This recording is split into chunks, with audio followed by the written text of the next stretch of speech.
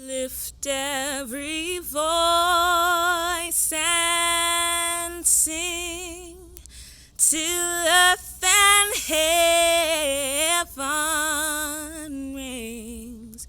Ring with the harmonies of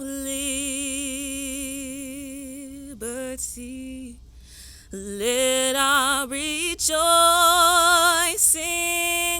rise high as the listening skies. Let it resound loud as the rolling sea.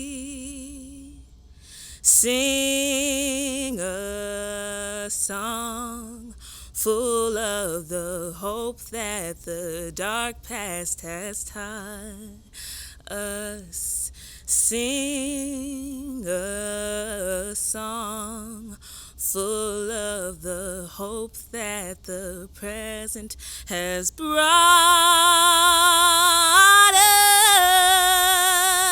us.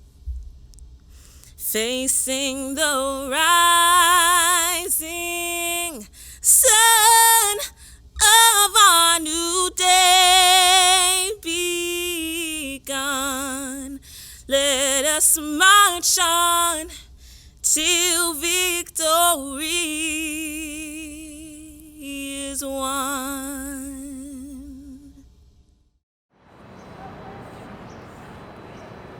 What would Jacob Lawrence paint today? What stories would he tell through his art? How would he articulate the Black Lives Matter movement on a canvas? What colors would he use to capture the themes of the riots, the insurrections, the tear gas, George Floyd resistance, George Floyd resistance? How would he say their names? What title would he give for artwork that captures this time, my time, and our time? Today we are at the Seattle Art Museum to see his American Struggle exhibit, to talk and learn about systems of power and oppression, racism, and to disrupt white supremacy. And today we're going to hear from Beige Felder and Delbert Richardson, our elder. Jacob Lawrence grew up during the Harlem Renaissance and learned about art and expression from leading Black artists of the era who gave their time to educating young people like him.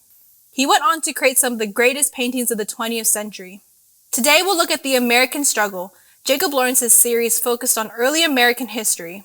He painted the series in the mid-1950s as the Civil Rights era grew and set to re-envision American history, including the contributions of Black Americans, Indigenous Americans, and women.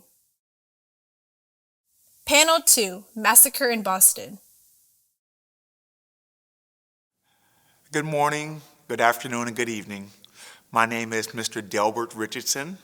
I am the curator, second-generation storyteller, and ethnomuseumologist of the national award-winning American History Travel Museum, the Unspoken Truths.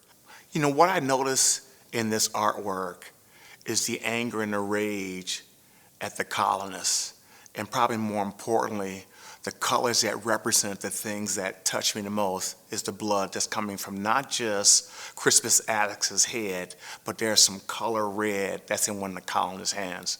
And what my eyes focus mainly on is the pain and anguish of this first BIPOC gentleman being killed during the American Revolution. What I notice about this work is how everyone else is focused on the unseen enemy, the British, instead of focusing on the person who's dying right in front of them, Crispus Attucks.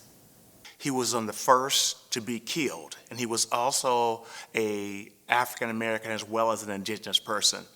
And one of the things that Jacob Lawrence spoke about in his panel was the juxtaposition of who's America. Because Crispus Attucks was not free. He was a fugitive slave.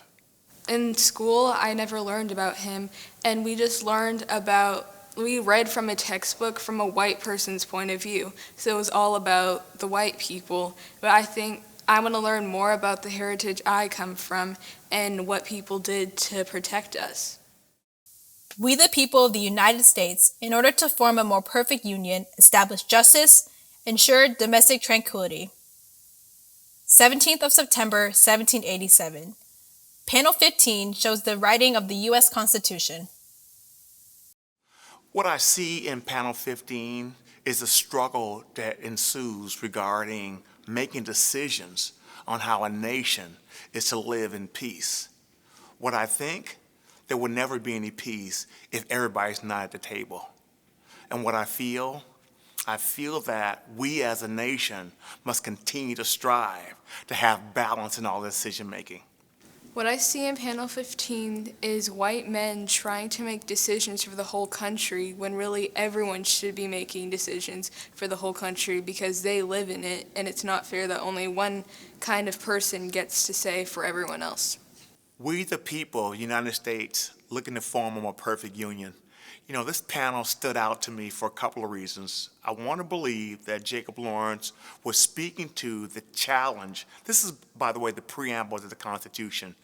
What I believe he was really trying to tell was that here was these white men meeting once again to discuss what's best for the entire nation. However, we the people didn't include me. We the people didn't include women. It reminds me of this quote, I think in the Declaration of Independence, we hold these truths to be self-evident, all men are created equal. But they made it real clear they were talking about men. They weren't talking about women or BIPOC people either. Is life so dear or peace so sweet as to be purchased at the price of chains and slavery? Patrick Henry, 1775. Panel 1 shows a group of colonists gathered in protest, perhaps addressed by Patrick Henry. You know, what I see what's going on in this artwork is a community that's united for one cause.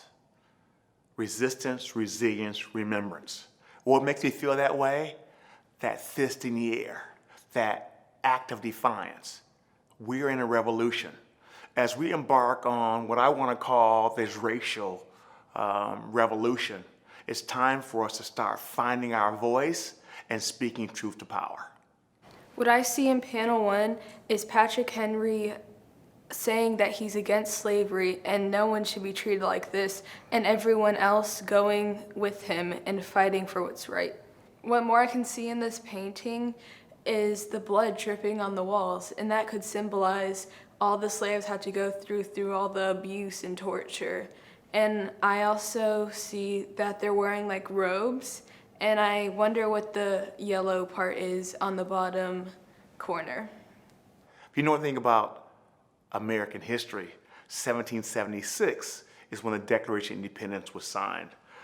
This panel speaks to me specifically, and I renamed it, All Lives Matter When Black Lives Matter. That's the contemporization that I wanted to bring to this panel, because Lawrence talked about the hypocrisy that was around this convention and hypocrisy around this great vision of America as related to the Constitution. Once again, all lives matter when Black lives matter.